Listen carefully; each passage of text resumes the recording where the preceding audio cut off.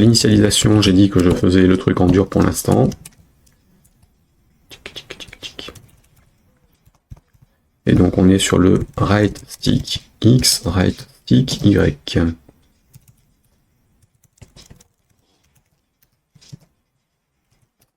F9. Alors le menu se manipule qu'avec le D-pad, hein, donc j'ai prévu de rajouter les sticks, mais donc bas, droite, haut, droite, bas, gauche.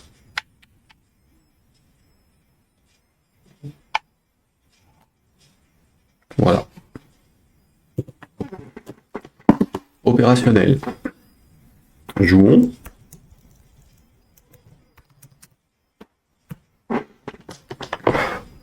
Dans la série accessibilité, stick de gauche horizontal, stick de droite, la verticale.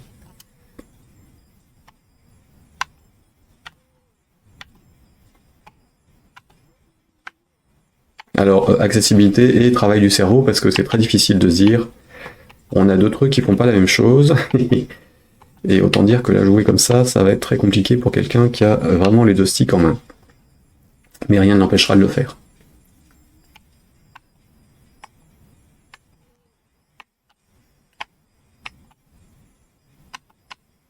Et là, je suis parti en arrière.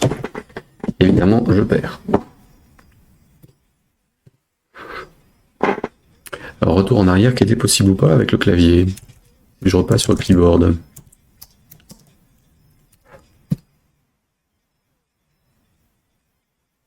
Oui, que j'ai pas interdit avec le clavier normalement. Pas dans celui-là, je l'ai fait dans le Snake, mais j'ai pas interdit au clavier. Donc là, si je vais en bas, que je remonte, je perds. Pas de souci. Bien. Donc, nous avons notre joueur qui est opérationnel. On va en mettre deux. On va activer deux joueurs pour voir. Du coup, ça je le faisais dans le démarrage. J'ai plutôt le gérer ici plutôt que de bidouiller mon truc de game data.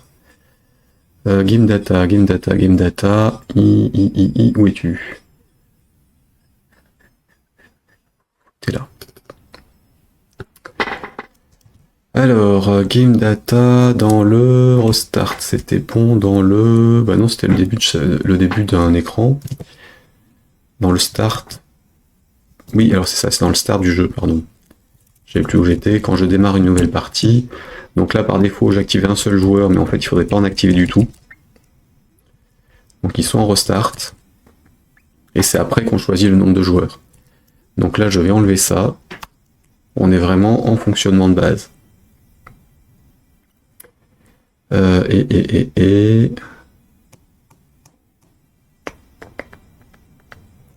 Ça n'a rien à faire là. Je vais désactiver tous mes joueurs. Donc là, c'est bon. Je réinitialise mes 4 joueurs. Quoi qu'il arrive. Ma grille, mes joueurs. En démarrage de partie, donc sur la scène, quand je démarre la partie, je vais regarder quels sont les joueurs actifs. Et je les dessine. Donc là, c'est pas je teste si le joueur est en 1, c'est plutôt je teste si le joueur est actif.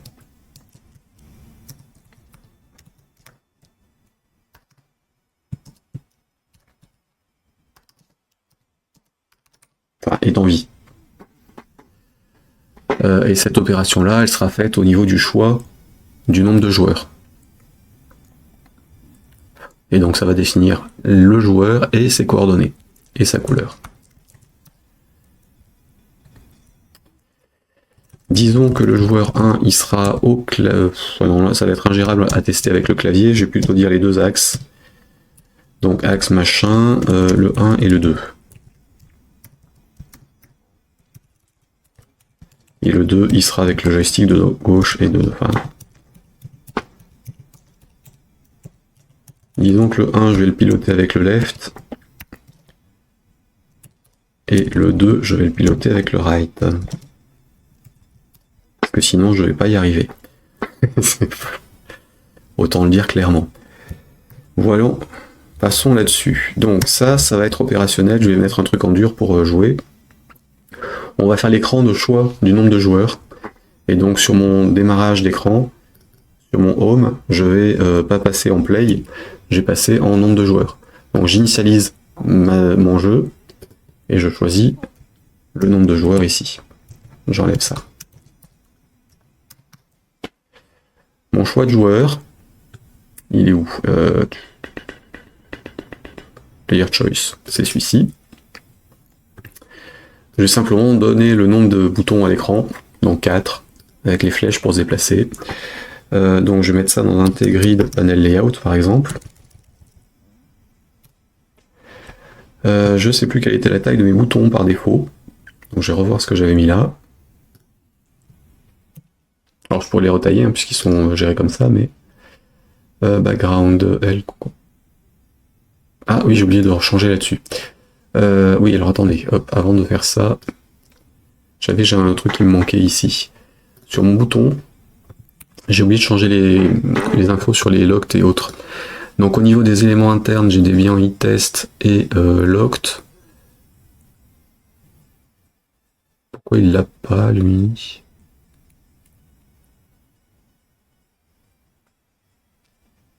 Non, c'est pas sur le bouton, c'est sur la... Pardon, c'est sur la boîte de dialogue. Je me suis planté. J'ai oublié de réactiver les trucs quand je l'ai rechangé hier. J'ai oublié de le remettre là. Donc là, la boîte de dialogue elle-même, elle n'est pas verrouillée, on peut la cliquer, on peut la déplacer. Le background, on n'y touche pas de l'extérieur. Là, on est verrouillé. Là, itest est désactivé, mais j'ai oublié de mettre le locked pour ne pas le choper depuis les autres fenêtres, les utilisateurs. Le contenu, normalement, il était bon. En itest à false et locked à true. Ouais.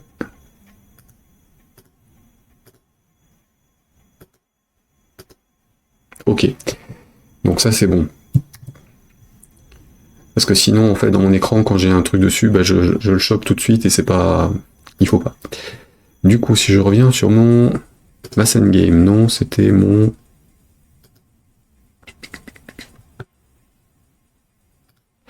Mon écran d'accueil. Je disais, je clique là-dessus. Du coup j'ai bien la boîte de dialogue. Et sauf que je devrais pouvoir choper les boutons. Et les boutons, ils sont en quoi? Ils sont verrouillés. Donc les boutons, pareil, j'avais dû laisser un truc à la con dessus. Bouton.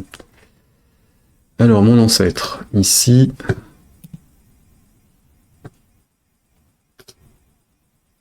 C'était bon, il était bien déverrouillé. Et le bouton lui-même que j'ai créé.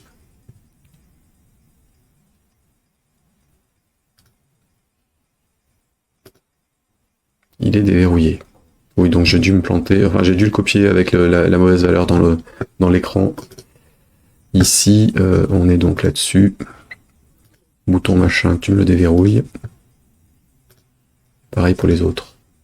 Faut que je puisse les sélectionner dans l'écran, sinon ça va pas être pratique.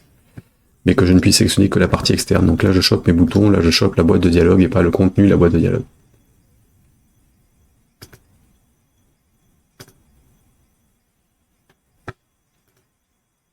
Ouais. C'est bon. On est revenu aux valeurs de départ. Donc mon bouton, il est en 64 en hauteur et en largeur j'avais dû retailler la zone. Quoique j'étais en 200, ouais. Mettons en tout cas 64 en hauteur. Donc ça j'enregistre, c'est bon. Je vais quand même vérifier ce que j'avais mis sur mon show message. Chaîne, scène, show message, boîte de dialogue, show message. Est-ce que j'ai laissé le clic ou pas là-dessus? Donc là il est transparent aussi. Hop.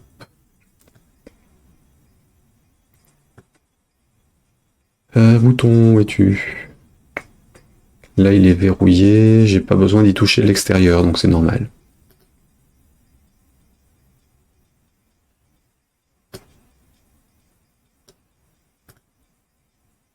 Ok. Donc celui-là j'y touche pas, c'est bon. Là. Alors je disais, on est en 64 en hauteur, donc on va dire que ma truc c'est 120. 64, ça fait donc 128 plus 10 de marge autour, donc plus 20, 148 en hauteur. Et en largeur, on va dire 400, enfin 200 et 200, oui 400. Voilà. Je la mets en centré. Et donc player 1, player 2, player 3 et ainsi de suite.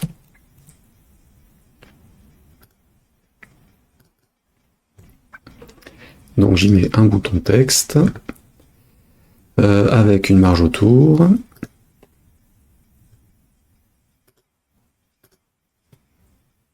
Donc 64 par 192, c'est ça.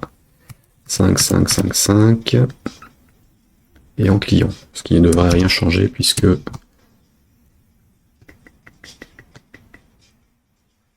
oui. Mettons 204 au lieu de 200. 404. Voilà.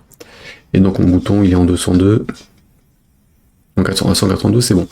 Donc j'ai un bouton ici, hop, CTRL C, CTRL V, 3 et 4. J'ai 4 boutons. Et donc on va dire one player, two player, c'est ainsi de suite. One.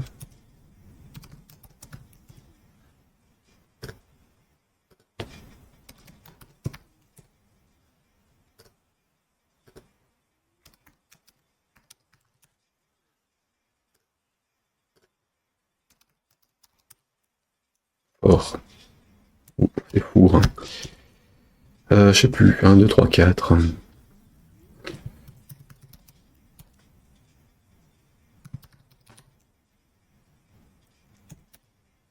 Oui, c'est ça, c'est fou.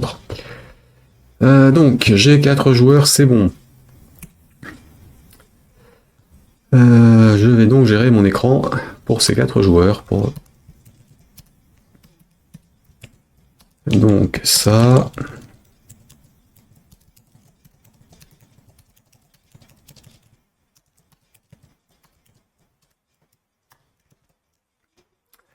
Ok, alors j'avais donc mon autocréation, c'était bon, j'ai le reste à faire.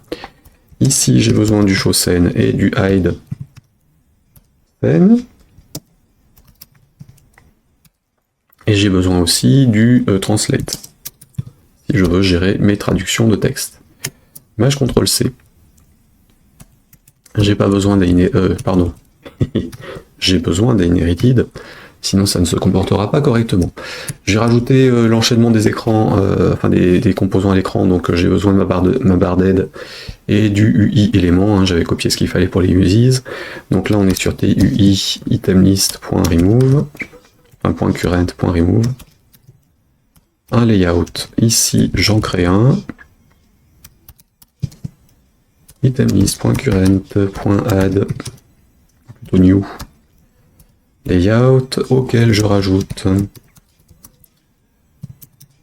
un contrôle qui sera le bouton one.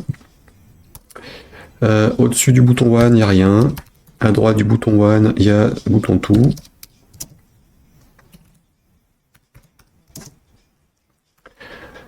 En dessous, on est sur le 3. Et à gauche, on n'a rien. Il est sélectionné par défaut.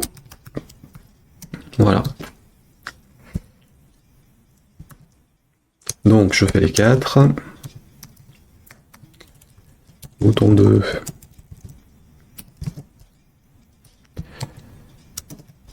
Donc en haut, rien.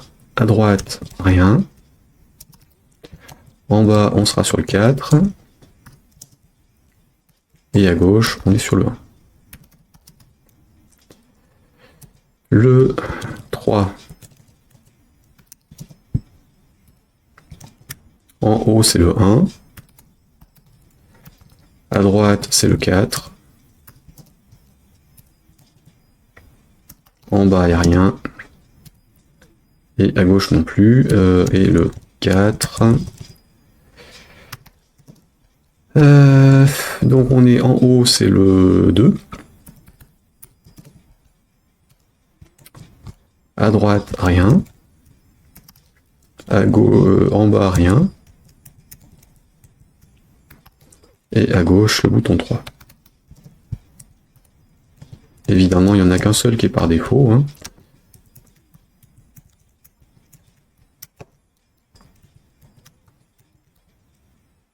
Voilà. J'en ai rajouté quand même un dernier, histoire de pouvoir sortir de l'écran. si on veut pas faire le truc. Et donc sur mon grid panel layout, je vais rajouter une troisième colonne. Enfin une troisième ligne. Row count ici. Voilà. Donc on était en 148.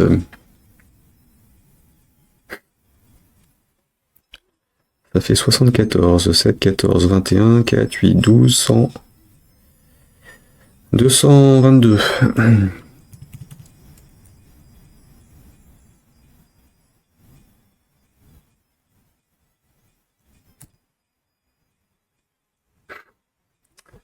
« 222 et donc 74 par ligne. Donc là, je vais le mettre en pixels, je vais pas m'embêter. «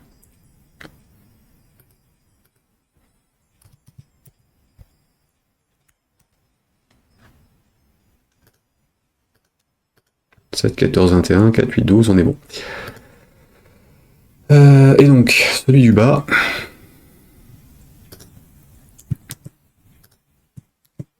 il sera sur les deux lignes. Et donc, celui du bas, c'est ici le bouton back. Je vais le mettre en deux colonnes. Donc là, 1, 2, 3, 4. Il est sur les deux. Voilà. 12. Et du coup, il se retrouve en bas du 3 et du 4. Donc là, on est sur BTN back.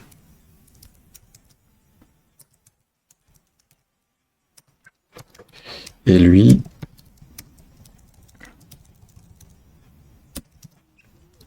on va dire que au-dessus c'est le 3, parce que du coup je peux pas faire les deux à la fois, hein, évidemment. À gauche, à droite, il n'y a rien, en bas, il n'y a rien. Il n'est pas par défaut, mais il est en cancel. Donc si je fais échappe, c'est lui qui s'active.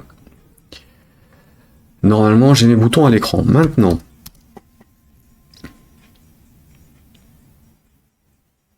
ouais.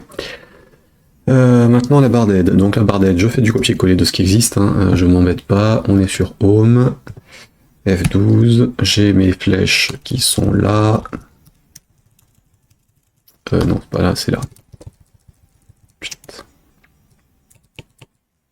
J'ai pas de kit, j'ai juste du select, CTRL F4.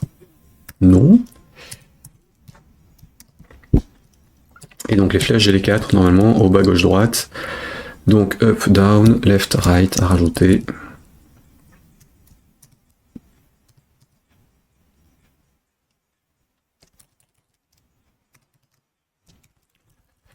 Donc up, right.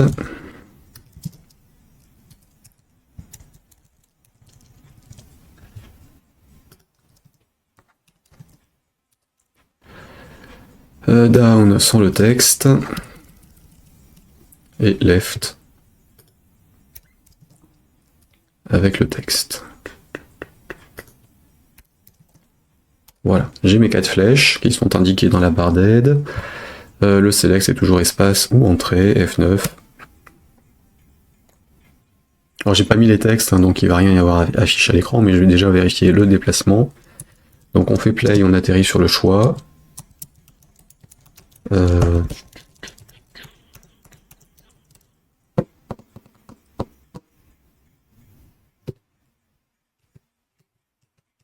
Ça c'est bon.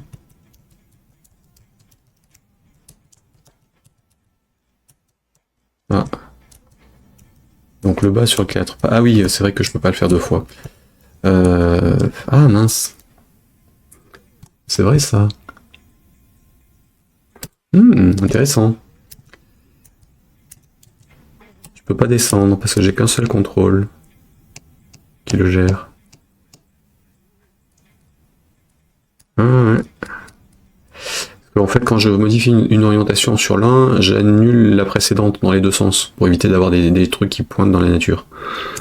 Mais ouais, ça c'est... Ouais, il faudrait que je le rajoute, tiens, il faut que je gère ce truc. Je force la possibilité de pas mettre à jour. Hop. Donc échappe, il passe rien, parce qu'évidemment, j'ai pas rajouté de clic dessus. Alt F4. Du coup, on va faire les clics. Et on va surtout rajouter les textes. Donc là, hop, ptn. Donc one.text prend OnePlayer.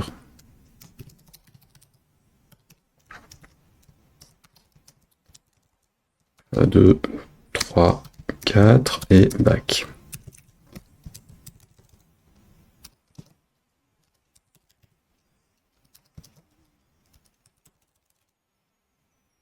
Je vais mettre Q pour 4. Et donc back, home, je sais plus ce que j'ai mis.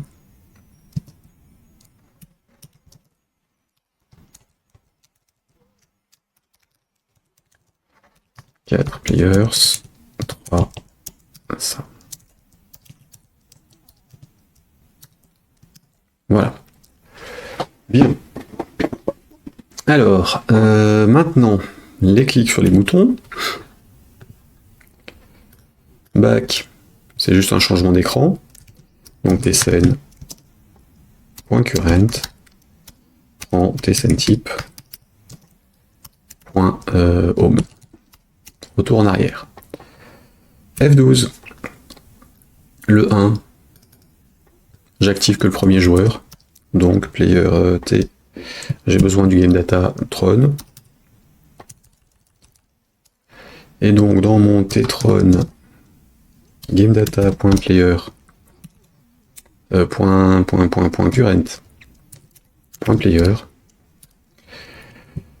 du premier, donc tsl type de player 1.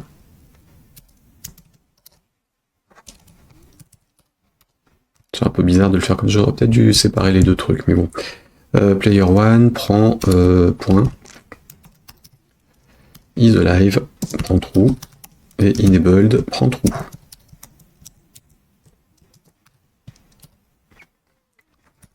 Je l'active. Je vais définir sa couleur. Et donc on a dit rouge pour le premier.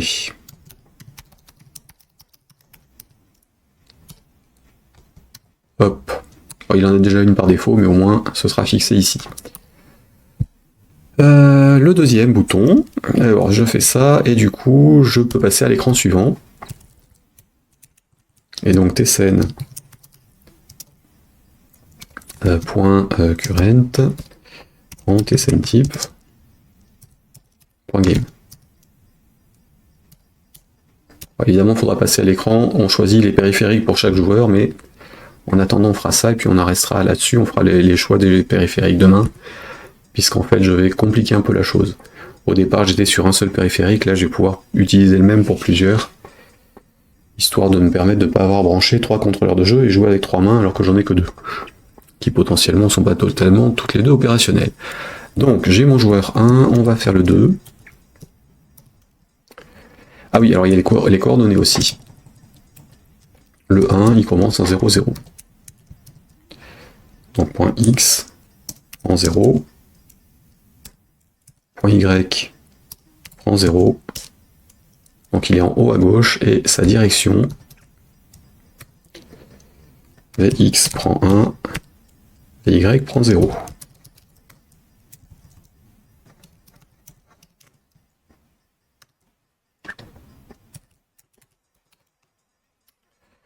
Et donc j'ai appelé ça